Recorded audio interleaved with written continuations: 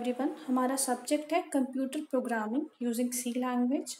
और आज हम अपने सब्जेक्ट के फर्स्ट चैप्टर का फर्स्ट टॉपिक करने लगे हैं। तो हमारा टॉपिक है steps for developing a C program. First of all, introduction. The program development process in C include three important stages, namely first program design, then program coding, and third is program testing. जब भी हम कोई programme develop करते हैं, जब हमने कोई नया प्रोग्राम क्रिएट करना है, तो उसको बनाने के जो तीन मेन स्टेप्स रहते हैं वो ये है कि उसकी डिज़ाइनिंग क्या होगी, कोडिंग क्या होगी और टेस्टिंग क्या होगी।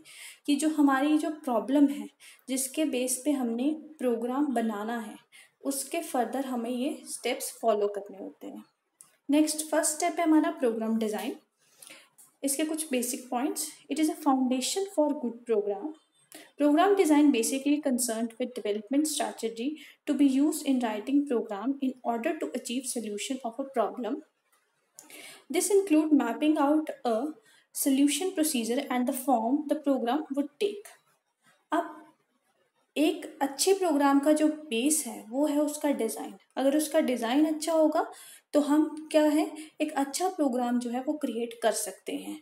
अब बेसिकली क्या है, जो हम एक स्ट्रैटेजी बनाते हैं कि हमें किस तरह का प्रोग्राम चाहिए, उसकी प्रॉब्लम्स को देख के हम प्रोग्राम डिज़ाइन में ये काम परफॉर्म करते हैं।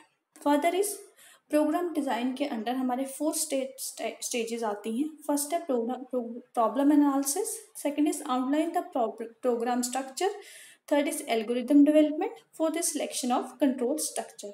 तो पहला है problem analysis. Before we think a solution procedure to a problem, we must fully understand the nature of the problem and what we want the programmer to do. First of all, हमें किस तरह का programme चाहिए, उससे पहले हमने जो programme बनाना है उससे रिलेटेड क्या प्रॉब्लम्स हो सकती हैं, हमें इस चीज़ के बारे में जानना ज़रूरी है। इस चीज़ का अगर हमें पता होगा कि हमारे आगे क्या प्रॉब्लम्स आनी है, तो हम क्या है एक अच्छा प्रोग्राम बना सकते हैं, क्योंकि हम उसकी प्रॉब्लम्स पहले से जानते हैं और हम उन प्रॉब्लम्स को ओवरकम भी पहले ही कर लेंगे। देन है आउटलाइनिंग द प्रोग्राम स्ट्रक्चर। इसके स्टेप्स हैं, once we have decided what we want and what we have, the next step is to decide how to do it. As a structure language C leads itself to top down approach. अब जब हमें clear हो गया है कि हमें क्या चाहिए और हमें किस तरह से वो काम करना है, अब हमें इस चीज़ के बारे में विचार करना है, तो जो हमारी सी लैंग्वेज है इसमें हमारी टॉप डाउन अप्रोच फॉलो होती है। अब बेसिकली टॉप डाउन अप्रोच क्या है, ये एक हायरार्की स्ट्रक्चर है। हायरार्की स्ट्रक्चर क्या होता है, हम एक मेन प्रोग्राम से स्टार्ट होते हैं और हम फर्दर उसको सब प्रोग्राम्स में डिवाइड कर देते हैं रिक्वायरमेंट के हिसाब से कि हमें कितनी जल्दी वो प्रोग्राम चाहिए, कितनी जल्दी आउटपुट चाहिए और वो कितने पार्ट्स में डिवाइड हो सकता है। तो top down approach means decomposing of solution procedure into tasks that perform a hierarchical structure. Then algorithm development. अब algorithm development क्या है? Step by step procedure for each function is known as algorithm. The most common method of describing an algorithm is through the use of flowchart. The other method is pseudocode. अब algorithm का हमारे पास एक next अलग से topic है, वहाँ हम algorithm detail में पढ़ेंगे। पर बेसिकली एल्गोरिदम क्या है कि स्टेप्स होते हैं कुछ रूल्स को फॉलो करने के, हम उन स्टेप्स के थ्रू ही वो काम परफॉर्म कर सकते हैं। हम अपनी मर्जी से कुछ नहीं कर सकते, जो उसके स्टेप्स प्रिस्क्राइब्स होंगे हमें उन्हीं स्टेप्स के थ्रू काम करना होगा। तो यहाँ पे 2 टर्म्स यूज हुई हैं, flow chart and pseudocode. Flow chart represent algorithm pictorially while pseudocode describes the solution steps in logical order. Then हमारी है कंट्रोल स्ट्रक्चर। कंट्रोल स्ट्रक्चर भी फर्दर हमारा एक कंप्लीट टॉपिक है, वहाँ पे हम इसे डिटेल में कवर करेंगे। फर्दर यहाँ पे इसकी थोड़ी सी introduction. An algorithm can be structure using 3 basic control structure, namely sequence structure, selection structure and third one is looping structure. Next is a well designed program will provide following benefit. They are, first one is coding is easy and error free, then testing is simple, next maintenance is easy, fourth is good documentation is possible, fifth is cost estimation can be made more accurately, sixth is progress of coding may be controlled more precisely. Next हमारा program coding. Now, program coding should be readable and simple to understand. Complex logics and tricks coding should be avoided. अब जब हमारे एक programme का structure बन गया है, design बन गया है, तो अब हमें उसकी कोडिंग करनी है। तो जो कोडिंग है वो सिंपल वे में होनी चाहिए, सो दैट जो भी उस कोडिंग को रीड आउट करे वो इसे ईजिली समझ सके।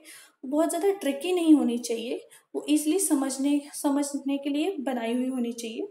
The element of coding include internal documents, construction of statements, generality of program, input output format. Next is program testing, जो हमारा थर्ड पार्ट था इसका। Testing is the process of reviewing and executing a program with the intent of detecting errors. अब testing से क्या होता है, testing की हेल्प से हम किसी भी प्रोग्राम में एरर्स फाइंड कर सकते हैं, गलतियां फाइंड कर सकते हैं कि इसमें किस तरह की मिस्टेक्स हैं। The compiler can detect syntactic and semantic error. It cannot detect runtime and logical errors that show up during execution of program. Testing process may include following two stages: human testing and computer-based testing. Now, first one is human testing. It is an effective error detecting process and is done before the computer-based testing begin. अब जो human testing है ये बहुत पुराना process है, ये जो हमारी कंप्यूटर बेस्ड टेस्टिंग है उससे बहुत पहले से यूज़ होता है। अब बेसिकली इसमें क्या होती है, जो हमारे कोड की इंस्पेक्शन होती है, किस तरह से होती है।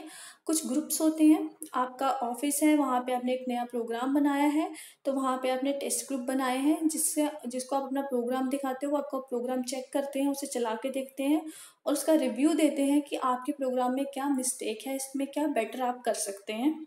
तो next point is human testing method include code inspection by programmer, code inspection by test groups, and a review by a peer group.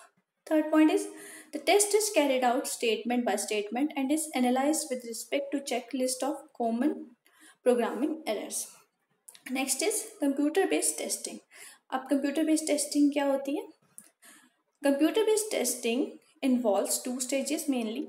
First one is compiler testing, second is runtime testing. Compiler testing is the simplest of two and detect undiscovered syntax error. अब syntax error क्या होते हैं, जब हम एक programme लिखते हैं तो उसको लिखने में जो हमने मिस्टेक की है, कहीं पे हमने सेमी कॉलम नहीं लगाया, कहीं पे केस सेंसिटिव लैंग्वेज है हमने उसका यूज़ नहीं किया, ये हमारा syntax error होते हैं। Then runtime error may produce runtime error message such as null pointer assignment, stack overflow.